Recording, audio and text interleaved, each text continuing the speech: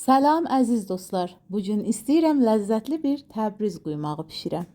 Mən bişirən quymaqlar mütləq gərək yağ sala və qazmaqlı ola. Bu quymağı bişirmək üçün unumuzu qablamada biraz qovururuq. Biraz da sarı yağla qovurub, qaynar su əlavə eləyib, şəkər, sarı kök, zəfiran və qarışdırırıq qəvama gəlsin. Qəvama gəldikdən sonra dənbux qoyuruq, 1 saat yarım elə 2 saat qoyuruq. Vam ateşdə qalır ta yağ salıb və qazmaq salsın. İstəyə görə girdəkan tozu da əlavə eləyə bilərsiniz.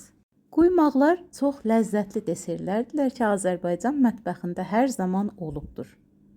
Quymaqların şirinliği sizə bağlıdır. İstər doşabla, istər pişəndən sonra serv zamanı balla və istər mənim kimi şəkərlə bişirə bilərsiniz. Serv zamanı bir az da darçın tozu artırmaq da ləzzətin daha çox artıracaqdır. Pişirən hər kəsə nuş olsun. Məni X4-dən görən əziz dost, ləzzətli reseptləri əldən verməmək üçün peycimə bir baş vur. Sağ olun, məndən yol bir oldunuz. Təşəkkürlər.